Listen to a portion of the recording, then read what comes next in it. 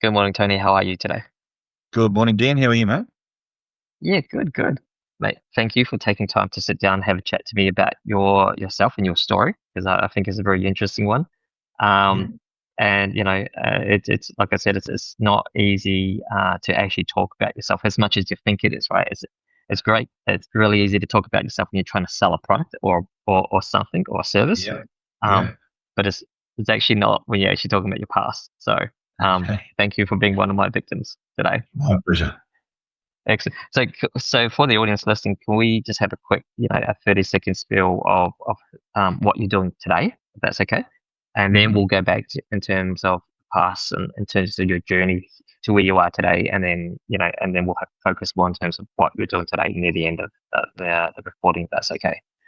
Okay, no problem. Yeah. My day today is pretty much the same as most days. I don't go out to one-on-one interviews much these days. I haven't for many years. My day just generally consists of coming into the office and developing or bringing business into the business. I spend a lot of time on the phone.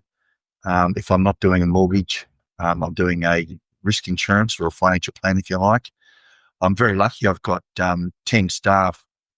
They're all female, Dan. I don't employ women. I think women are smarter. Sorry, they're all female. I don't employ men. I think women are smarter than men, primarily My because wife of tells just. me that all day, every day. Yeah, well, my wife's one of them, and she's not here, so you'd think she would be for me saying this, but it's true. I just think that they can multitask better. I think they can put a proposal together a lot better than what men were. I used to always get when I was writing loans, which was a fair while ago now. Um, I always they'd always be coming back with more information required, even when I was going back to my old school days. My school reports used to always say, Tony's a really good bloke, but he lacks attention to detail. And I've sort of carried that through my whole life. There's a lot of listeners out there that know me will probably agree with that. So I thought, well, okay, I recognise a weakness. I need to fix that weakness. And I started to bring in like-minded, sharp loan writers or loan packages, if you like, and each one I employed was a female, and each experience that I had with those females was positive in the way they work. So I've just expanded my business to encompass all women, and it's the best move I've ever made. So a typical day for me consists of coming into the office. I normally do a workout in the morning. Linda and my wife go for a walk and then have a bit of breakfast. I work from home, and I just sort of come into the office at a reasonable time at 9 o'clock, and I start making phone calls. And when I bring business in, whether it be off our website or referrals or talking to people that want finance, whatever, I then package up the scenario and then I start talking to one of my staff to allocate that proposal to them. And once the lead starts to crystallize, I then start working on their financial plan. So I'm jumping between a mortgage and a financial plan, predominantly risk insurance each day. Okay, that's brilliant. So obviously you might notice that I've been stalking your profile on LinkedIn to see, who you are before I had this conversation. Now, Right. I've noticed that you've been in the industry since 2001, right? In the finance brokering side since 2001. But I thought I'd just like to just go back before that. So jumping back, say, to high school, university, or something like that. Did you think you'd be going into finance back at early days, Well, or it's did sort you? of, when I was 18, I did my HSC like everybody did back in those days. But my dad was a bank manager. He was a bank manager with ANZ. So I sort of was steered down the banking path, if you like, by my dad in the early days. I had no idea where I was going to end up. So I started off at the Commonwealth Bank in Windsor as a teller, and then I progressed through um, the banking network for about 7 or 8 years, I guess. And then I got to my I got to the age of about 30 and I thought to myself, if I'm ever going to get anywhere in life, I know I need to have more than just the HSC working in a bank. I know there's a lot of bankies out there, but I didn't want to go through my whole life and end up sitting on the veranda at the age of 65 as a career bankie. I didn't want to do that. So I went out and did a degree, Bachelor of Commerce with a major in marketing at the age of 30. Took me 5 years to do the degree part-time. And I Wow. did that with, yeah, I know. I look back, I don't know how I did it. I did it with Mm. a 3-year-old and a 12-month-old girls. So I go to work on the train. This what makes me laugh about this working from home furor at the moment, Dion. I mean, if the millennials of today could see what we had to do, I spent 19 years catching a train into the city every day. And for 5 of that, I would get off at Westmead and go to lectures of a night time just to get my degree part time. And then I'd get home at 10 o'clock each night, 3 nights a week. And then I'd be back on the train the next day working in head office. So after I got my degree, I then started to look for opportunities within head office within the Commonwealth Bank, and I was fortunate enough to land a role as a marketing manager within the Commonwealth Bank's 175 Pitt Street, which is that was the twin head office to 48 Martin Place, and I started working on the advertising and product development for the mortgage product, the product home loans, and anybody will tell you that the home loan product is probably the most profitable product within any bank's suite of products. And I was fortunate enough to land there, and I started working on the initial stages of debt consolidation, reverse mortgages, top-up loans, all these sort of things back in the early 2000s late 90s, that before that were a taboo. We started to open up the doors. I can remember having a general manager came out from America, Ed Fetter, his name was, and he brought a whole stack of ideas about how products, the home loan product, could be different than just a fixed rate or a variable rate. So we took a lot of his knowledge and started to develop our own products. And I remember the very first ad we did was it had a house, then on top of that had a boat, then it had a car, and then it had a holiday with palm trees. And that was the very first inkling of being able to consolidate personal debt into your mortgage. And I remember thinking, "Oh, this is groundbreaking." And then we developed the very first offset account called Miser. This is back in about 1998. So I was part of that Miser thing in the very early days, and those days were great. They were stressful, but I only got foot in that door into head office because I did that degree. Okay. Yep. So I asked you a silly question, right? Were you in the cohort when they were issuing CBA shares to staff? Oh. And have you still got those shares? This hurts every time I hear this, but yes, I've got a whole stack of CBO shares back in the day, and I had a choice at the time. I was just leaving the Commonwealth Bank to start my career in the mortgage broking industry about 2000. So when I got those shares, I actually sold them and converted them into cash and went on a bucks party to Rio with 10 of my mates from England. That is fantastic. And they were worth $8 a share. Oh my, $8. Okay, so because before we had this conversation, I did check what the CBA shares was last night. I think it was around about $166 per share. Yeah, I know. I know. But anyway, that's time I see them. Yeah. But I did have a good time. I've got a lot of great memories of Rio de Janeiro and Buenos Aires and Argentina and all that sort of stuff. I can bank those memories, but yes, every time I see the share price of CBA shares today, I think if I'd have hung on to them at $166 a share, I'd be a very wealthy man. But anyway. Well, it's one of those things, right? You've got the money, you've got the experience. You don't, if you're holding the shares, but you don't know when you're going to be able to use it. What if it's, what if you get hit by a bus the next day, right? So I think what you did was absolutely awesome. I would have done that too, which is pretty, Actually, I would have done that too had my wife not told me not to do it because, she's mean and I can't do anything else with my money. So I've still got my shares. This is the wasted opportunity for me, Dan, because she's not here, but she actually encouraged me to sell them, to go on a bus fund. That's awesome. I blame her. Well, look, I want to say your wife is cooler than my wife. Anyway, okay. So tell us from the CBA, was it into the third party side back then, or did you have other meanderings in the finance world before you ended up at Law Fund? Well, just before Law Fund, I think things happen in your life. I mean, it sounds crazy. And 1 minute I'm 18 and then I'm 21 and you're bulletproof. Before you blink, you're 64. And throughout all my years, I've been a firm believer that if you're out there looking, then you'll find. If you're not looking, you won't find.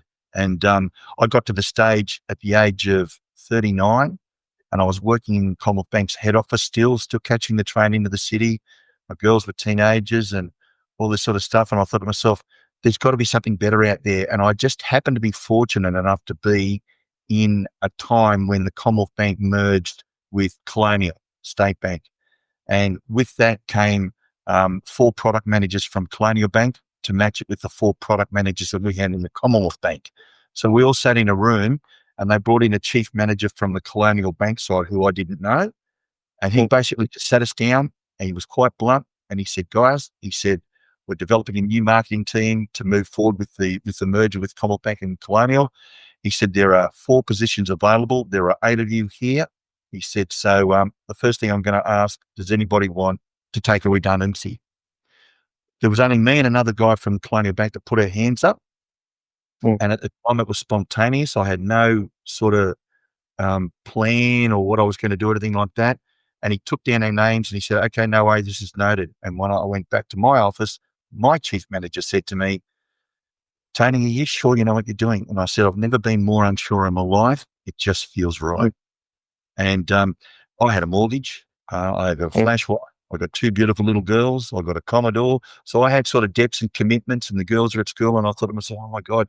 And then it started to ream home that this was a big, big decision. But I was lucky enough to get a substantial payout at the time when they were giving generous redundancies back then.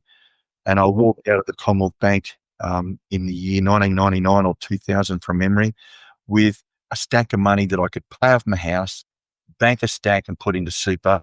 And then in the worst case scenario, if everything fell flat and I couldn't do what I wanted to do, I could get a job pouring beers in a bar, or I could work at the RSL club until I found out what I wanted to do. That's how my thought process was. And as I was, when I came to the last week of working with the Commonwealth Bank, I just happened to be walking down the corridor and I bumped into a mate of mine. And he said, oh, listen, Tony, I heard you leave in the bank. And I said, yeah, I've got a redundancy. He said, what are you going to do? And I said, well, I've got no idea. I said, I want to try and get back into lending or mortgages or home, because that's my background in product development. I want to try and do something along those lines. And he said, well, look, I've got a good mate of mine who left the bank a few years ago and he became a mortgage broker. And I said, a mortgage broker? I said, the bank was just starting to trial mobile lenders at that stage. And mortgage broking was in its infancy. And I said, oh, that sounds right. And I said, who is it? And he mentioned the guy's name. I said, I know him. He's a mate of mine. He said, give him a call. So I gave my mate a call. I went round to his office in Borkham Hills. I had a look at his setup as a mortgage broker, and that looked really scary. I'm going to be honest with you. There was files everywhere. He had calculators out. There's paperwork everywhere. And compliance would have had a field day. And I'm looking at all this thing. I'm thinking, oh my God, what have I done? But okay, all right, I'll pursue this a little bit further. So he gave me the name of the aggregator that he was working for, which was Law Fund. I'd never heard of Law Fund. I'd only just heard of Aussie Home Loans. They were just sort of been around for a year or two. To give you an idea, the amount of mortgage broking business that was written through brokers when I first started with Law Fund was 2% of all consumers. It's now 75% or something like that. So it gives you an idea about how far the industry's grown in the last 25 years. But I went to Law Fund with the primary focus of getting interviewed by their board to become a mortgage broker. And then I was going to get my mate to put me under his wing and show me how it all worked. I spent an hour in the room getting interviewed, but they kept drawing me away from being a mortgage broker to me wanting to work within their business. And they wanted me to become, it was a bit flattering at the time. I thought, okay, this sounds okay. And they wanted me to be their marketing manager for Law Fund. And I thought, okay. Then I started to think, okay, well, I'll have a salary role. I'll own the house. It wasn't a huge amount of money that they were offering me, but it was certainly enough. It was a step down from where I was in the bank, but I figured I could work my way back up. And I took the job. And within about 6 months of working within the business, I started to see how all the mortgage brokers that were working for Law Fund as an aggregator, I got to understand how they worked. Then the board promoted me to a general manager role. And I thought, wow. And with that came a pay rise, long hours, but with the comfort, we owned our home and everything was good. And financially, it was fantastic. And then I started buying properties again and went back into debt. So then you had to work hard again, yeah? Work hard again. And my wife said, what are you doing? We're debt free. And I said, I said, well, Mm, someone told me that debt was your friend, and that mm, you don't really get anywhere unless you borrow. So I borrowed up, bought more properties and all that sort of stuff as you do, and life was good with our law fund, and then law fund got bought out by a company called First Folio, and that was about 2006 or 2007, I think. So we went from being a fairly small aggregator, about the fourth largest in Australia, but small by comparison to today's standards. mm, We got bought out by First Folio, and with that came a change in title. I was a little bit bruised. That role that I had gone, and the new board at First Folio um, brought me in as their state manager for New South Wales. And I didn't lose any income or anything like that, but I got to admit my career aspirations were a little bit derailed by the move sideways, if you like. mm, Then, after 12 months, the board turned around and said to me, Tony, um, we see the way that you work as a state manager. You've got a close affiliation with all of the mortgage brokers, and I learned how they all work. They said, mhm, we'd like to make you an area director, in which case we'd like you to no longer work from our head office, which I found really weird. This is well before working from home even was thought of. We want you to mm, work from home, keep your salary. We're going to put you on a contract for 12 months on your same salary. But in that 12 months, we'd like you to go out there and engage mortgage brokers to sell our white label product, which was a new loan. So I started going out and talking to mortgage brokers. I got an incentive off every loan that was written through a new loan. And as I'm talking to mortgage brokers, I'm starting to get more of a feel that this is sort of where I think I should go. I just need to backtrack for a minute. When I started working with Law Fund, it's a membership model. So the membership model means that they would refer their clients to Law Fund, and then Law Fund would then allocate a mortgage broker to write the loan on behalf of their client, and then the member, the solicitor accountant, would get a percentage of the upfront, a percentage of the trail. Well, I picked it up mhm, really early, and I asked the board, could I be a member as well as working as a salaried staff member? And they said, yeah, no mhm. problem. So I Yep. ran off 100 business cards. I went out there talking to my friends, my family, people I was playing cricket with at the time, everybody. I told them I'm Mm, a mortgage broker and I could help you out with your home loan. So they come to me, and then I would engage my mate that showed me how to become a mortgage broker in the first place, because I had no idea. I was too busy working in Law Fund's head office, and I certainly mm, didn't have the. But I engaged him to write the finance on behalf of my friends, mhm, family, everyone else, and then I would pay him 50% of the upfront. I'd keep the other 50 and the trail. So by the mm. time I got to having First Folio want me to work from home, I'd already built up a substantial monthly trail Right. from all the Mm, clients. So it was a yep. safety net for me. So I made the jump knowing full well that I had a buffer Mm, behind. yep. Yep. But yeah, so then I started working as an area director. I lasted 12 months as per the agreement we had in place. My trail continued to build up even further, and then I made Mhm. the transition across to writing my own loans. And There you go. I became a fully fledged broker, even though I was doing it in a quasi type role, building up a Mm, trail for the first 5 or 6 years. Then I started to get into it full time. And yeah, I knew everybody in the industry, Macquarie Bank, Reggie Matt, everybody.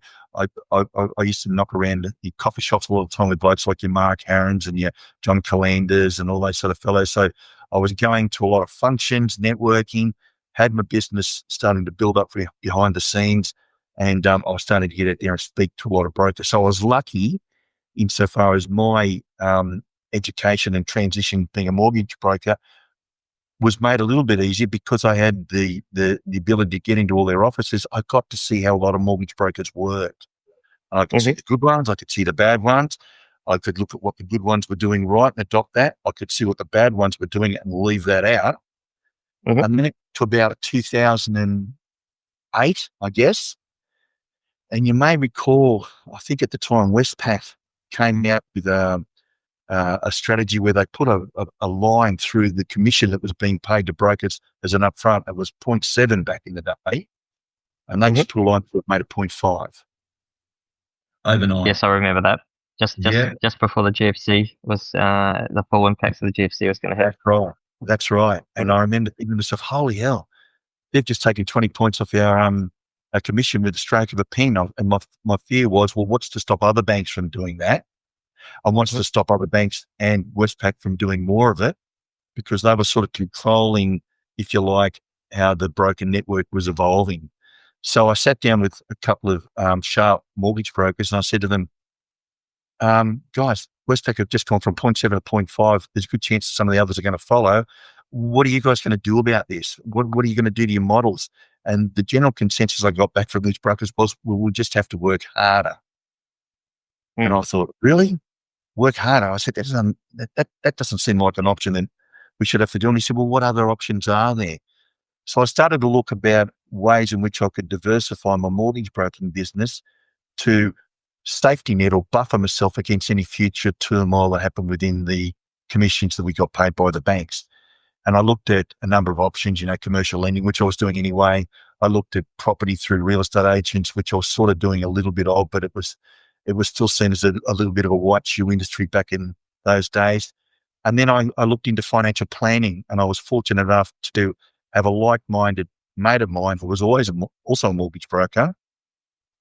And we thought to ourselves, okay, well, let's have a look at this. And I didn't know anything about annuities. I didn't know anything about managed funds or, full advice and statements of advice, all this sort of scary stuff. And I thought, well, we're going to have to learn all this. So we thought, all right, we'll bite the bullet. And we went and did our diploma. And it was a 6-month or 12-month course from memory.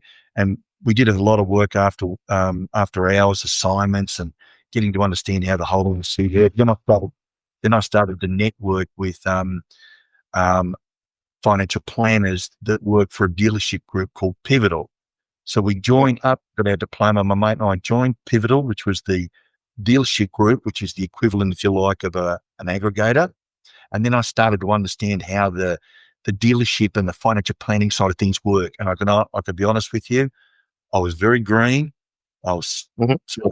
I had one sort of half my brain working on a mortgage, and then I had the other half trying to listen and understand how you put together financial plans and risk insurance and stuff like that. And I'll never forget, for the first 12 months, I did a little bit, but a lot of work, and I didn't get a lot uh, to transcend into cash. So I do a lot of work on plans, and they go nowhere. And I realised I didn't have my selling technique quite right. So what I did was I sat down with a couple of business development managers from TAL, which is a large financial insurance group. And they came out and they gave me a one-on-one training every Friday for about 2 or 3 months because they could see they're not stupid. They get paid on volume as business development managers, but they could see the potential in my mortgage broking business if I could just learn to transition the client across into risk insurance at the same time. I couldn't see it, but they could. And I'm glad they did because I sort of owe those guys big time about 15 or 20 years ago as to where I am today. So I persevered with my selling process. I looked at the timeline of a typical mortgage and I worked out where the appropriate buying signals were for a client within the process of that mortgage. And then Mhm. I cut back on all the stuff that was offered as a financial planner because the term's fairly broad. And I Mm. scaled back the stuff that you could do as a financial planner to look at the area that would complement the mortgage 100%. And that was risk insurance. So Yep. then I started to work on my scripting and how I would sell it. And more importantly, when I would sell it.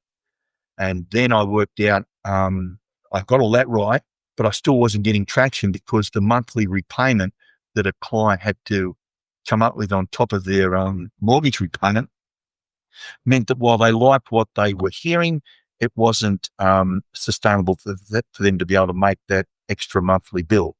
So then I spoke to some financial planners and worked out how you structured it inside super under a super link, which is what I do now. And then Mhm. basically you put life income protection, critical illness life income protection, and total and permanent disability inside super with critical illness outside super. And once I worked out that a client could access the appropriate and more realistic amount of cover that they needed without affecting their budget, I started Mm. to sell Yep. along those lines. And from there, I developed a flow chart, which means that I can talk to clients comfortably over the phone, showing them exactly how their um, policies and products will be structured, and what it will cost them. And by having the flow chart in front of them, everyone likes something visual. But if they can They see, do. Yeah. if they can see the flow chart and Mm. have me talking to them, they understand it. And now my strike rate or cross sell, if you like, is probably out of every 5 plans I do, I'll probably get 4 that will take it up. And of Mhm. those 4, 3 will move forward and the other one won't because there'll be some medical issues or something like that. But my conversion rate for clients that take out a mortgage and then have risk insurance is probably close to about 70%. Well, that's pretty good. That's pretty good. So just going back a step as well for the layperson who doesn't actually understand what risk insurance means. It's really that's insurance, isn't it? That's just like Yeah, life insurance. Yeah. yeah, Yeah. yeah. And it also surprised me to quite to an extent that brokers writing home loans never thought about that other side of protecting a client at all. Um, I mean, as part of your fact finders and so forth, but you kind of just tick that the client's going to look after it themselves, right? But Mm. essentially, the way I see it, I mean, as a broker, you're helping someone borrow a massive chunk of money to buy a home these days, but you don't, I suppose you call it, as almost an afterthought to say, hey, are you properly protected in another way in case something should happen to you or your partner? Because most people don't buy it by themselves now; they buy it as a partnership with someone. Um, Mm. and so first time owners as well. I looked at it myself, and in the old days, which was when I bought it, it was me and my wife. We were going to have kids, but we borrowed the maximum that we could. But we didn't think about what's going to happen if we're going to have kids. Obviously, one of us was going to stop working for a while. Um, you know, what's going to happen if, say, something bad happened to me? Mm. How's my wife or my kid going? Are they going to, struggle with the insurance payout to Mm. or lose a home or something like that, right?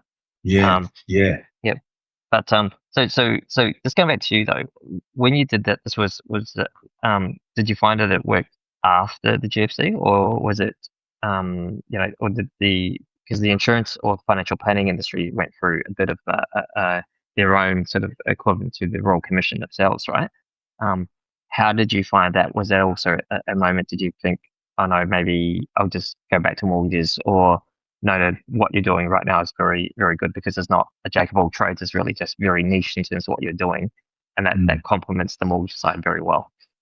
Yeah, I think there's 2 parts to it.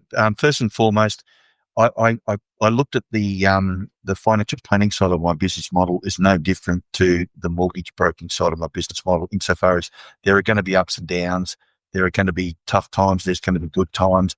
The GFC was an example. I mean, that was a rough time for everybody, but I sort of just knuckled down and stayed true to my model. And I guess the thing that sort of kept me going on the financial planning side or risk insurance side was I always adopted the view that it was always a mortgage broker's fiduciary duty, if you like, for want of a better word, that they should at least be highlighting to a client the fact that they've taken out an $800,000 mortgage. So it's in their best interest to consider risk insurance to protect that mortgage, to protect that house. If they've got kids, it's even more so. They've got jobs, you need to protect your incomes. So I sort of always stayed true to the fact that a mortgage broker, regardless of what they do in their business, they should be bringing this up anyway. And if you're going to bring it up, then you may as well do it on behalf of the client as well. And there was an incident, and this is a terrible thing. This is 25 years ago, 20 years ago. I'll never forget it. A mortgage broker friend of mine, she did a loan for a client as a mortgage broker. She wasn't a mortgage broker or a financial planner. She just did the loan, and unfortunately, the husband was killed in a truck accident 6 months after the loan settled. The Mm. wife lost the property because they didn't have any insurance in place, and she couldn't afford the installments with the kids. So she turned around, probably through the advice of a lawyer or something like that, and she sued the mortgage broker. Now, the mortgage broker went through obviously a very stressful time, but at the end of the day, way back in those days, PI insurance covered it. She didn't suffer any Mm. financial loss as a mortgage broker. Um, I don't know what the outcome of the situation was with the poor woman and the kids, but the bottom line is the reason that she sued the broker was she claimed through the advice of a solicitor that it was the mortgage broker's responsibility to highlight the importance of at least considering risk insurance to take it up. And I thought of that. And I thought, you know what? That's something I'd never want to be in the same position, nor would any mortgage broker. And by simply highlighting it, then you're putting the onus on the client to then consider it. Now, if you can highlight it and have them take it up, and you've got the tools and the ability through your business being diversified into risk insurance as well as being a mortgage broker, then you've got the tools to then protect the clients at the same time as they're doing the mortgage. I generally have most of my mortgages settled at the time I've got their risk insurance in place. So if I was just a mortgage broker, like 95% of brokers out there or whatever, then I get an upfront and I get a trail. If you do risk insurance, you're doing a risk insurance for the male occupant and the female occupant, and you get 2 upfronts plus an extra trail. So the amount of revenue that you can leverage off each client is a no-brainer. And that's the key to the model. It makes your clients a lot more stickier. Why would a client leave you as a mortgage broker if they know you've got their financial plan and risk insurance tied up under the same roof, if you like? They generally I rarely get a clawback other than if it's for a sale or something like that. And there are many times when I can't do the mortgage for whatever reason because servicing's not evident or whatever, but I end up doing a risk insurance. So by having more offerings under your belt, I just think it makes for a much stronger business model. And when you get to my age and you get closer to the pointy end and the possibility of having to sell your business at some stage, well, it just comes with a lot more value. Well, okay, I want to ask you this other sidetrack of a question, but not really. It's not really a sidetrack because you look at brokering some businesses that just tunnel vision. This is I want to do. I want to do a loan. I don't want to do anything else. I don't want to cross sell, or else if I refer, then that might be something that's something that's on the table. But if I wanted to I suppose you call it get more income from the same amount of clients rather than getting more clients, right? Essentially, it's more income, more products for single clients because banks do it. Banks, I think you might have been part of the CBA team in the day when it flowed down to us plebs that we had to sell 3.25 products per client. Yep. I think that was the number. Remember those days. Yeah, and it working as a pleb back then, I was like, I really hated management asking me to do that. But when you run your own business, it makes a lot of sense. It makes so much sense, and you could sell more clients more products to a client. You don't need to fish for more clients, right? Because then it's just transactional. But for another broker right now, even considering, okay, this is a good idea, maybe I should look into doing what you're doing. Could I ask, just average, what's the cost to do what you're doing, or should a broker tip their toe into this first and go, hey, maybe I'll work with Tony, maybe I'll get Tony to send do my risk insurance for my clients first, and see how that builds up before I actually take the next step, which is let's be a Tony as well. Sure. I think there's a couple of parts to that that discussion. Dean, first and foremost, is there are a lot of mortgage brokers out there that like the idea of just sticking to their knitting, and there's nothing wrong with that. I copped a fair bit of flack in the early days from various brokers when I do podcasts and things like that would say, you can't be a jack of all trades. You got to stick to your knitting. We're mortgage brokers. That's what we know. That's what we blah, blah, blah. And I get all that. And that's fine. Yeah. If you want to just focus on being a mortgage broker, then that's your prerogative and that's your business model. For those that are out there that would like to diversify to increase their income streams and grow the value of their business, it's also fine. There is a little bit of a challenge to wearing two hats, but I think the secret to successfully wearing two hats is to surround yourself with support staff that can enable you to focus on wearing two hats. And in my case, I've got a number of, I think I mentioned in the early days, I've got a number of staff that primarily just package up and structure the loan. Now, the girls that I've got that do that, I've got 5 of them, they run rings around me. They can put a deal together much better than I ever could. So having them as your support staff in doing that particular part of the process is important to becoming a risk insurance writer as well as a mortgage broker. I've also got a senior loan processor who will take the transaction after it's conditionally approved and then work with the bank, the client, the real estate agent, the lawyer, and in some cases, the packager. We all work together, but work with those people to push the transaction through to settlement. So each of my clients initially meets with me because I'm the first point of talking to the client, understanding what their needs are, putting it all down into the scenario, essentially just winning the business. Then they meet my loan packager, one of the ladies, and then they work with them for a number of weeks, structuring the loan and getting it all in place. Then it's passed on to Anna, who then works with them through to settlement. In the background, my other staff, which is my senior financial, my risk insurance processor, she does a lot of the legwork with regards to what's required to push the risk insurance proposal forward. So you can start to see it's just not me. If it was just me trying to write a loan, trying to write a risk insurance, wrestling with credit, getting all the outstanding documents for the mortgage, then having to flick across and wrestle with an underwriter and all that sort of stuff, it's just physically impossible. So sticking your toe in the water makes sense. Understanding how a business model is set up, such as mine, is absolutely paramount. And then where you take it with regards to the support staff that you have around you is entirely up to you. It took me a while to break free to bring a risk insurance processor on board. But when I did, the benefits that I could see straight away were huge. I mean, if you look at a typical mortgage broker, the biggest heartburn that a mortgage broker has is working on a transaction through getting it to conditionally approved with extra outstanding documents that the assessor wants, getting it to formal valuations, all that sort of stuff through to settlement. And 9 times out of 10, something goes wrong at settlement and it's a stressful time and everyone's freaking out and all that sort of stuff. We've all been there. But that in itself requires a lot of work for one broker. But in my instance, I do the business development, then I've got the packaging, and I've got the processing through to settlement. So, and each of my clients does not have a problem in talking to Tony, talking to, say, Kylie, and then talking to Anna, the loan processor. They like it because they get, as I explained up front, you're going to meet a few of my staff that specialize in a key part of the process.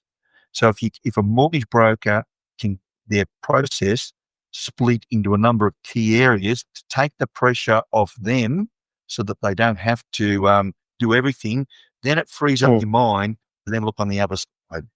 And if you go to the other side, which is risk insurance, and you get another bite in, and you might pay them per transaction. Doesn't have to be a salaried employee at this early stage. It might be per transaction, and they're responsible for taking down the medical questions, putting the application online, getting the extra information that the underwriter likes, and then pushing it through to terms being offered and then being put in place.